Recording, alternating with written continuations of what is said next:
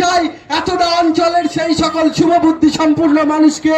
দুটো আইসি আমডাঙ্গা থানা থেকে চলে গিয়েছে, কিন্তু আপনারা বলুন দুটো আইসি যাওয়ার পরে এই 3 নম্বর যে আইসিটা আছে, এই আইসি এসেছে কতদিন আপনারা প্রত্যেকে জানেন, কিন্তু এই কয়েক বছরের ভিতরে সেই মদের আসর, সেই গাঁজার আসর, সেই সাট্টার দোকানগুলো, সেই জুয়ার আড্ডাগুলো, সেই লোটো খেলার দোকানগুলো একটা বন্ধ হয়েছে আপনারা দেখাতে পারবেন? বরঞ্চ আমি আপনাদের চোখে আঙুল দিয়ে দেখিয়ে দেব, ওই আইসি গুলো চলে গেছেন, কিন্তু তারপরে এখানে সেই গাঁজার আসর চলছে, মদের আসর চলছে, শিক্ষা প্রতিষ্ঠানের দেয়ালে মদের বোতল ছুঁড়ে মারা হয়, যেখানে সকালবেলা আমার ছোট ছোট ভাইগুলো তারা টিউশনে পড়তে যায়, আপনারা দেখেছেন পড়তে যাচ্ছে, শিক্ষক আমাদের শিক্ষার্থী ভাই বোনগুলো স্কুলে গেল, স্কুলের পাশে ড্রেনে পড়ে, স্কুলের পিছনে পুকুরে পড়ে সন্তানগুলো মারা যাচ্ছে, কিন্তু এ বিধায়কের হুঁশ নেই। কিন্তু সে বিধায়ক আসলে আমি আপনাদের বলি এত কথার মাঝখান দিয়ে, আইসি গেছেন, আইসি আসবেন, আইসি যাবেন, কিন্তু আমি আপনাদের আমডাঙ্গার ছেলে আপনাদেরকে জোর গলায় রামপুর হাটে বলে যাচ্ছি, যদি আপনাদেরকে মদ বন্ধ করতে হয়, সাতটা বন্ধ করতে হয়, জুয়া বন্ধ করতে হয়, একের পর এক আমডাঙ্গা থানার আইসি পরিবর্তন করে লাভ হবে না। 2026-এ ওই নির্লজ্জ, ওই বেহায়া রফিকুর রহমানকে আপনাদের গঙ্গায় ছুঁড়ে ফেলতে হবে, তবে আমডাঙ্গার বিস্তীর্ণ এলাকায় পেন তুলে দিতে হবে, এবং সেই পেনের কলমের সেই শিক্ষার আওয়াজে সাতটার আসর বন্ধ হবে, গাজের আসর বন্ধ হবে, মদের আসর বন্ধ হবে, তাছাড়া হবে না। আসলে আমাদের গোড়াই গন্ডগোল, আইসিতে গন্ডগোল নয়, সবার মেরুদণ্ড বিক্রি নয়। আপনারা ভুল ভাবছেন, এসি ঘরে প্রেস কনফারেন্স করে বলে দিচ্ছেন অমুক আইসির নির্দেশে অমুক রাস্তা দিয়ে গাজা যায়, আসলে অমুক আইসির নির্দেশে যায় না, আপনারা খোঁজ নিয়ে দেখুন অমুক বাবুর নির্দেশে যায়। আপনারা ভুল ভাবছেন, আপনারা এতটা অঞ্চলের শুভবুদ্ধি সম্পন্ন মানুষ, আপনাদের বিবেক আছে, বুদ্ধি আছে, এই আমডাঙ্গার সম্প্রীতিকে যদি রক্ষা করতে হয় আপনাদেরকেই করতে হবে। আজকে 365 দিন হয়ে গেল, তিলোত্তমার বিচার হলো না।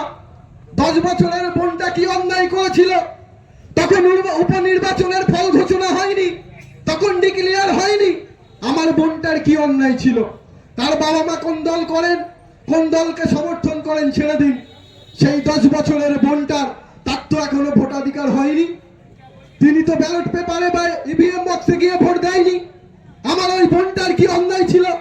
যাকে বোমের আঘাতে প্রাণ হারাতে হলো,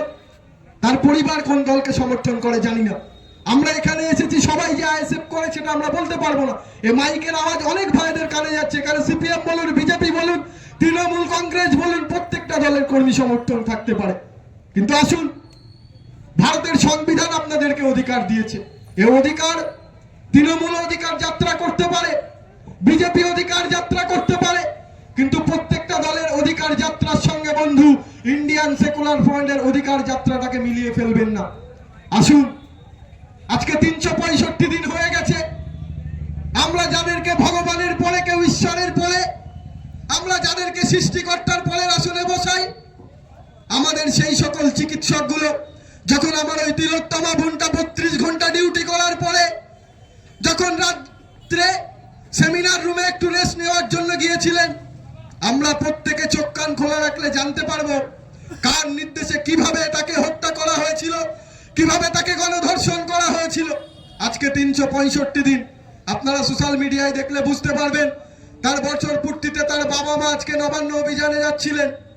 আসলে তার বাবা মা, সন্তান যখন চলে যায় কিছু মানুষের মাথায় আর কাজ করে না,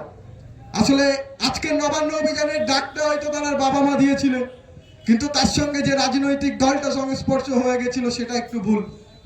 আসলে যার যখন সন্তান চলে যায় একটু মাথাটা বিগড়ে যায়, ওই জন্য তিনি হয়তো একটু ভুল করে ফেলেছেন। আজকে দেখুন সেখানে পুলিশ, এই নির্লজ্জ পুলিশ যখন যে স্থানে ঘটনাটা ঘটেছিল সেই সেমিনার রুমে, তারপরের ভিডিও ফুটেজ থেকে আপনারা দেখতে পাবেন বিভিন্ন ছবিগুলো, যে ছবিগুলো সোশ্যাল মিডিয়ায় এসেছে আপনারা দেখতে পাবেন,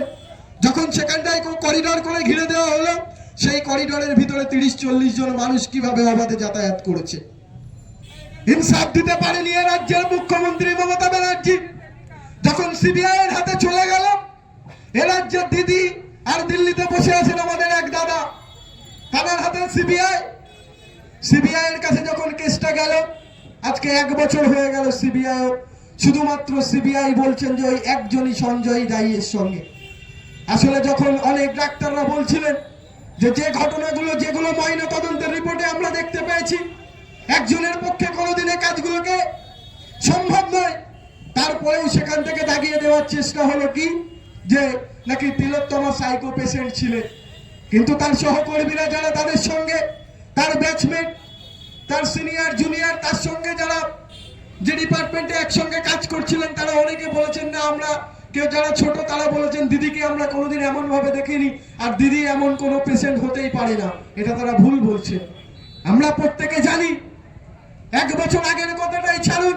আসলে তিলোত্তমা আমার ওই দিদিটার বিচার কিভাবে পাওয়া যাবে? আমরা নারী সুরক্ষার কথা বলছি, কিভাবে নারী সুরক্ষা হবে? মা মাটি মানুষের সরকার, মেয়েদের সরকার, তিনি একজন মা হয়ে যদি মায়েদের সুরক্ষা না দিতে পারে, এর থেকে বড় লজ্জার আর কিছু হয় না। আজকে আপনারা দেখুন, আর্জিকরের ঘটনা বাদ দিলাম, 1 মাস আগে চুচুড়ার একটা হসপিটালের ভিতরে সেই হসপিটাল সুপারের রুমের একটা ভিডিও ভাইরাল হয়েছে, আপনারা দেখেছেন, সোশ্যাল মিডিয়ায় দেখতে পাবেন, মেইনস্ট্রিম মিডিয়া কভার করেছিল, তারা প্রচার করেছে। চুচুড়ার বিধায়ক চুচুড়ার একটা হাসপাতালে,